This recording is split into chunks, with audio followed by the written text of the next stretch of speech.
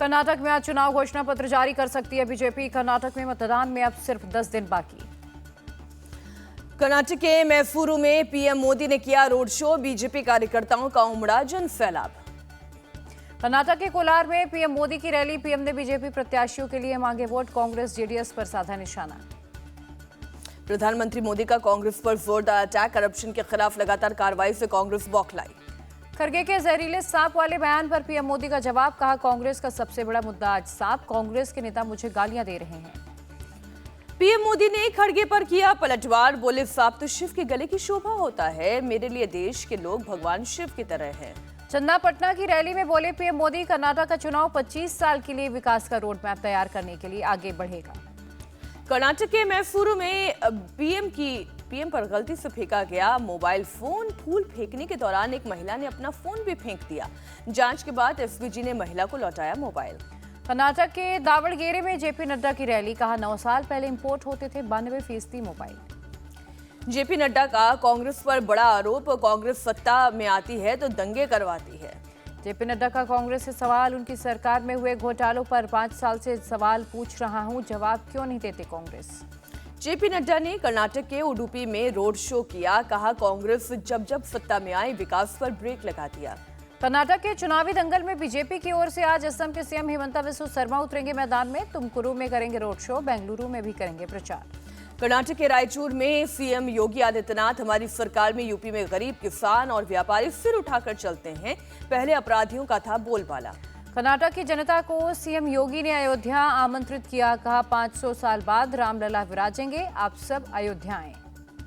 कर्नाटक के चित्तपुर में गरजे सीएम योगी। कहा, डबल इंजन सरकार ने पीएफआई की कमर तोड़कर रख दी, अब पनप नहीं पाएगी। सीएम योगी ने मल्लिकार्जुन खड़गे पर साधा निशाना। कहा, उनके बेटे की जमानत जब्त हो रही है, इसीलिए पीएम को गाली दी। आज कर्नाटक के रण में फिर उतरेंगे कांग्रेस नेता राहुल गांधी। तुमकुरू, हासन और चामराजनगर में करेंगे जनसभा। कर्नाटक के बेलगावी में प्रियंका की जनसभा। कहा, बीजेपी जनता से झूठे वादे करती है, कांग्रेस हमेशा जनता के लिए काम करती है।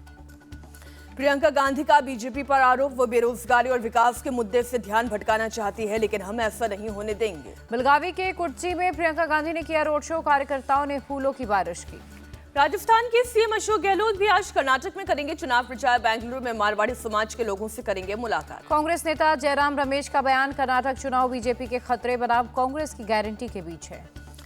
कर्नाटक में चुनाव आयोग का बड़ा फैसला। पहली बार वोट फ्रॉम होम की शुरुआत। 80 साल से ऊपर के बुजुर्गों को और दिव्यांगों को दी गई सुविधा। चुनाव आयोग और पोलिंग एजेंटों की 5 सदस्यीय टीम घर जाकर लेगी वोट। 6 मई तक चलेगी वोटिंग की प्रक्रिया। यूपी के सीएम योगी आज निकाय चुनाव के लिए फिर करेंगे प्रचार। मुरादाबाद, प्रतापगढ़, जौनपुर, वाराणसी और गोरखपुर में करेंगे प्रचार। निकाय चुनाव के लिए समाजवादी पार्टी अध्यक्ष अखिलेश यादव आज लखनऊ में करेंगे चुनाव प्रचार। मेट्रो की भी सवारी करेंगे। दिल्ली में सीएम केजरीवाल के खिलाफ बीजेपी का हल्ला बोल। बीजेपी ने किया अनिश्चितकालीन धरने का ऐलान। केजरीवाल के घर के बाहर धरने पर बैठे बीजेपी नेता। घर सजाने में 45 करोड़ खर्च करने पर बीजेपी मांग रही है जवाब। मुंबई में आज महाविकास अघाड़ी की बड़ी रैली। अजीत पवार, उद्धव ठाकरे और नाना पटोले समेत गठबंधन के सीनियर नेता रहेंगे शामिल। राजनिवास के रिनोवेशन में 15 करोड़ खर्च करने के आपके आरोपों पर बोले एलजी। राजनिवास का दरवाजा सभी के लिए खुला, कोई भी आकर देख सकता है। एनसीपी नेता जयंत पाटिल का बयान। बोले, महाराष्ट्र में अगला सीएम एनसीपी का होगा। महाराष्ट्र दिवस के अवसर पर उद्धव ठाकरे रात 12 बजे मुंबई के हुतात्मा चौक पहुंचे। शहीद हुए आंदोलनकारी शहीदों को किया नमन। राहुल के बाद गुजरातियों पर कमेंट करना तेजस्वी को पड़ सकता है भारी। आज याचिका पर होगी सुनवाई। दिल्ली के जंतर मंतर पर पहलवानों का धरना जारी। कुश्ती महासंघ के अध्यक्ष ब्रजभूषण सिंह को पद से हटाने की मांग पर अड़े पहलवान। धरना दे रहे पहलवानों की दलील, ये लड़ाई एफआईआर की नहीं बल्कि कुश्ती के भविष्य को बचाने की है।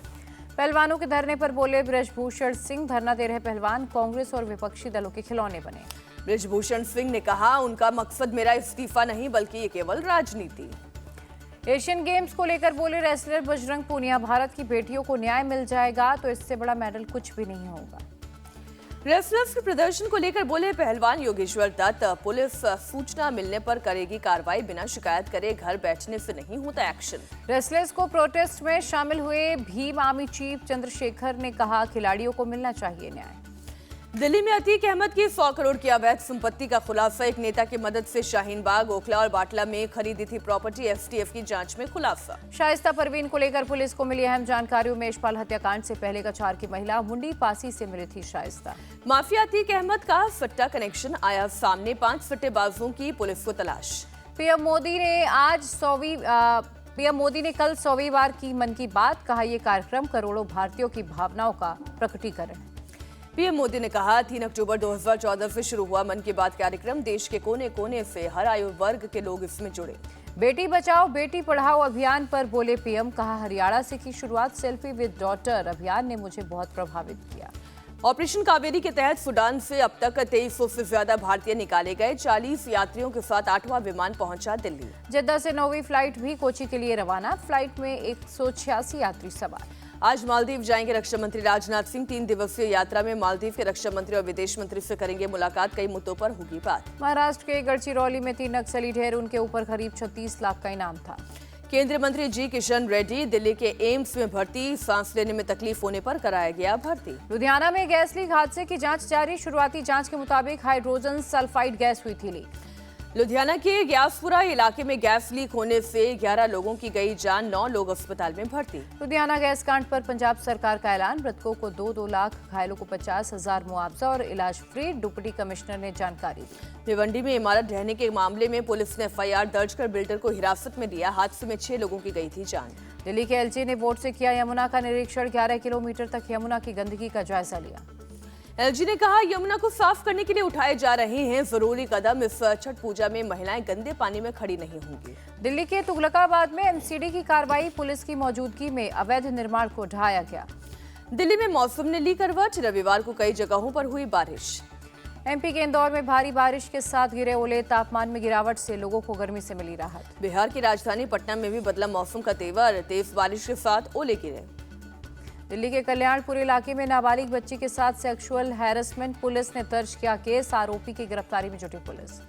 दिल्ली के मुनका से पुलिस ने 3 लोगों को पकड़ा। फेक सल्फास टैबलेट बनाने के कारोबार से जुड़े थे। यूपी के बाराबंकी में पुलिस पर हमले के 7 आरोपी गिरफ्तार। पुलिस पोस्ट इंचार्ज पर हमले का आरोप। मिजोरम के सिरचिप में सुरक्षा बलों का ऑपरेशन। 1.5 करोड़ से ज्यादा के हेरोइन के साथ 2 तस्करों को पकड़ा गया। कोलकाता में टीएमसी कार्यकर्ताओं के 2 गुटों में टकराव। पत्थरबाजी और ताबड़तोड़ वारदात सीसीटीवी में कैद। देश में कोरोना की रफ्तार पर ब्रेक। पिछले 24 घंटे में आए 5,874 नए केस। 8,148 लोग हुए ठीक। महाराष्ट्र में कोरोना के 425 नए मामले दर्ज। 499 लोग हुए ठीक। 1 की मौत। दिल्ली में कोरोना के 405 नए केसेस आए। 3 मरीजों की गई जान। जम्मू कश्मीर के सांबा में एम्स की निर्माणाधीन इमारत में लगी आग। टावर नंबर 6 में लगी आग।